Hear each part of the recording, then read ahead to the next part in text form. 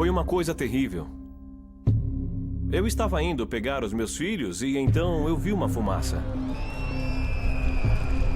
Eles colocaram fogo na minha casa e quando eu percebi, tinha queimado tudo. Então eu resolvi fugir de lá. Vieram com armas de todos os tipos. E gritavam: matem! Matem! Matem!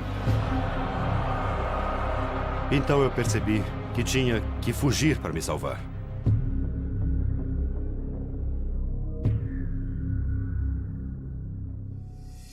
Nigéria. População de 140 milhões de habitantes que cresce rapidamente. 14% da população africana vive no país mais populoso do continente.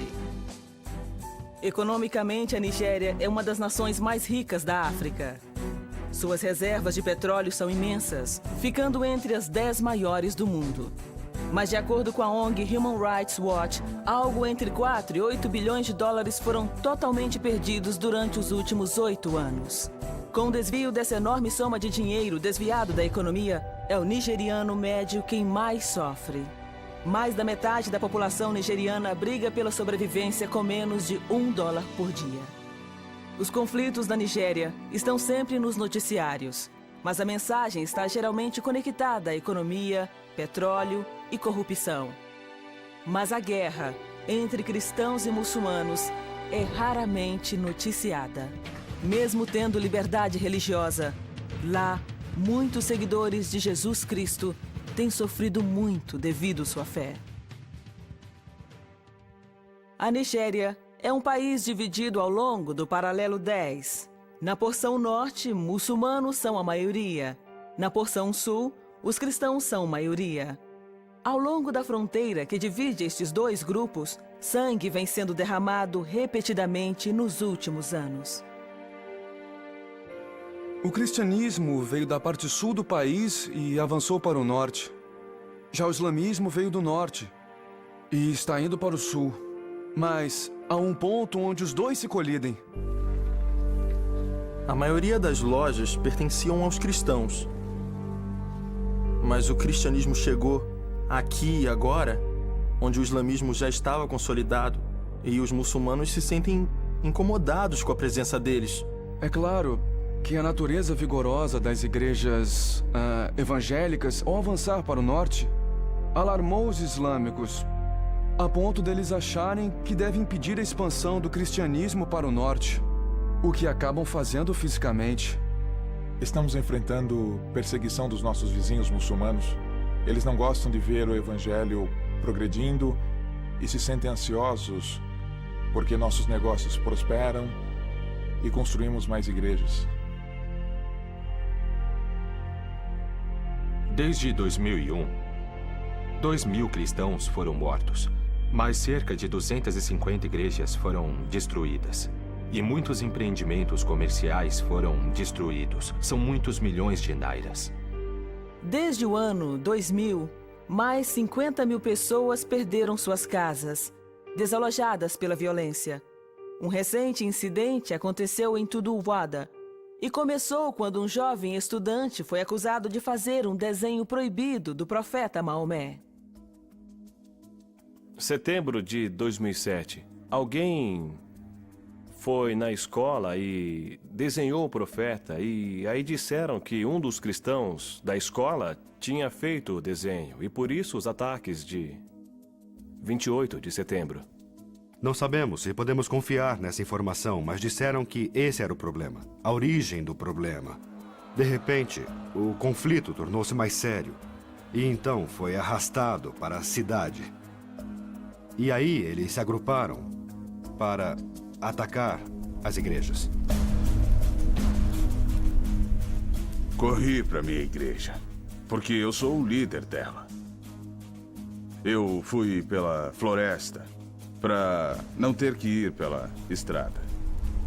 Eu cheguei aos fundos da igreja e vi que ela já estava queimando. Queimaram todas as igrejas. Vi aquilo e entrei em pânico. Eles saquearam tudo o que havia. De fato, levaram tudo o que havia na sede da igreja. Eu só fiz uma pequena oração em meu coração para Deus livrar a igreja da destruição. Quando vi, a cidade toda estava sendo atacada. Eu queria ajudar. E comecei a tirar as pessoas. Dali com a minha moto. Eu levava uma de cada vez e voltava. Fiz isso várias vezes. Então vimos uma multidão de gente vindo, carregando todos os tipos de arma e gritando Alá Okubel, Alá Okubel. Quer dizer, Deus, Alá é grande. Olhando para eles, dava para perceber que queriam sangue. Estavam prontos para matar e destruir. Foi então que percebi que tínhamos que correr dali. E ouvia as pessoas dizerem: este é um daqueles líderes cristãos. E gritavam: matem, matem, matem. Aí começaram a atirar pedras com toda a força em cima de mim. Então, pela graça de Jesus, eu escalei o muro e pulei para o outro lado e corri para salvar a minha vida. Tentamos escapar da cidade, mas eles invadiram minha casa e começaram a bater na minha mulher, seriamente. Eu pedi que eles a deixassem em paz, porque, a princípio, eles estavam pensando que eu fosse muçulmano. Mas um deles me disse que se eu fosse muçulmano, eu deveria confessar sua fé. E eu disse: eu não posso negar minha fé. Foi então que eles começaram a me agredir e bater, com as armas que eles tinham, até eu cair. Aqueles homens nos seguiram pela mata. 5 deles começaram a procurar os cristãos escondidos para matá-los. Aí eles se aproximaram e me viram, então vieram para cima de mim, tentando me esfaquear. Meus filhos choravam: mamãe, mamãe, eles querem matar o meu pai. Naquele momento, eu me levantei e disse: por favor, posso lhes fazer uma pergunta? Vocês conhecem Deus? Um deles respondeu: conhecemos Alá. E eu disse: se você conhece Deus, então não derrame meu sangue, nem o dos meus filhos neste chão. Eles olharam para mim e disseram que podíamos ir por causa dos meus filhos. Então eu comecei a chorar. Vi a mão de Deus nos livrando. Mas nem todos conseguiram escapar. 90 cristãos foram assassinados naquele dia, deixando para trás suas viúvas, membros da família e amigos. 10 igrejas foram queimadas, 36 casas e 147 lojas pertencentes a cristãos foram totalmente destruídas. 350 famílias foram desalojadas. Quando eu vi de longe que a minha casa estava sendo destruída, eu pensei na minha Bíblia. Por ser pastor de uma pequena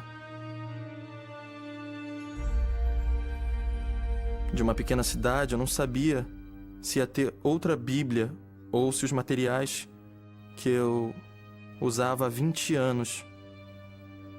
De repente, veio na minha mente o quanto esse acontecimento havia dispersado os membros que Deus me deu para liderar. Antes do ataque, nossa igreja possuía cerca de 110 membros. E depois dele, entre 40 e 44. Mas Deus deu coragem espiritual a seus seguidores naquele dia terrível. E eles se recusaram a fugir. Quando eles souberam que eu não tinha fugido, eles me disseram: assim como pastor, eu não vou fugir. Todas as igrejas que foram destruídas, na verdade, foram reconstruídas ainda maiores que antes. E a participação tem aumentado grandemente. Então você começa a entender que, na verdade, a crise foi o ponto crucial para o crescimento do cristianismo. Foi Deus quem me trouxe. E quando Ele quiser, me levará para si. Ou para outro lugar. E é por isso que eu ainda estou vivo aqui. Os cristãos estavam se fortalecendo, mas ainda tinham muitas necessidades. Eles precisavam da intercessão de pessoas que dessem apoio. Precisavam também de ajuda prática como comida, roupa e moradia. Assim que a Portas Abertas soube da violência, ela foi atordoada para averiguar a situação. Ela supriu as necessidades espirituais, emocionais, necessidades práticas dos pastores e de toda a comunidade cristã. Eles juntaram todos os pastores e distribuíram Bíblias e outros materiais também. Todos nós ficamos muito felizes, entusiasmados com aquela cena.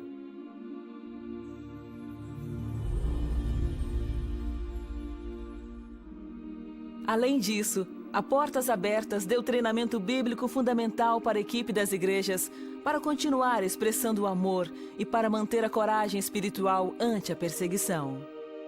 Quando a Portas Abertas chegou e introduziu o seminário PFAT, permanecendo firme através da tempestade, nós descobrimos que há países onde os cristãos sofrem ainda mais que nós. Descobrimos que muitos cristãos já enfrentaram situações como a que enfrentamos. Isso nos deu força. O treinamento dado nos ajudou. Nos ajudou a saber como enfrentar situações como esta. Ou como reagir melhor. Além de ajudar as pessoas que foram treinadas quanto às questões espirituais, o seminário as encorajou a evangelizar, principalmente aqui no norte.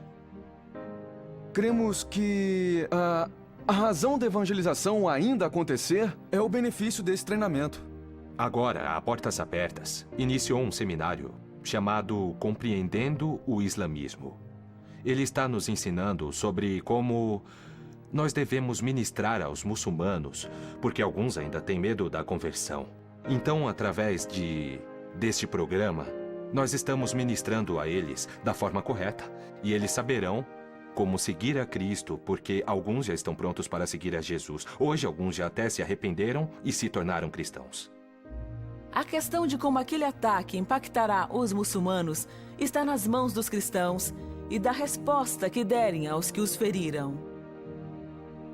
Através do PFAT, a Portas Abertas nos deu um coração cheio de amor pelos nossos inimigos.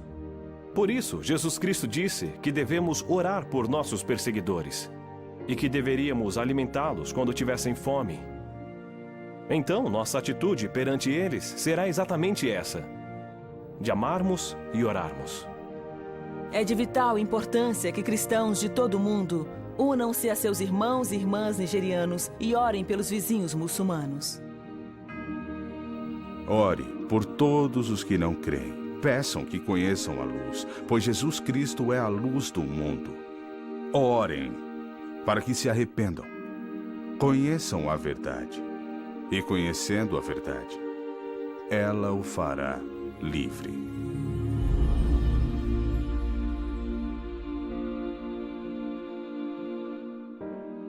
Nigéria. Em qual posição ela estará na classificação de países num próximo ano? Haverá aumento ou diminuição na perseguição? Não há resposta fácil, mas a grande necessidade que existe neste país é o perdão. E é isso que os cristãos tentam expressar de forma plausível. Eles anseiam viver no amor de Jesus Cristo do mesmo modo como ele viveu há 2000 anos. Ele perdoou as pessoas que o crucificaram. Este é o exemplo que a Nigéria testemunha nos dias de hoje. E é isso que vai abrir milhares ou milhões de corações para a verdade do Evangelho.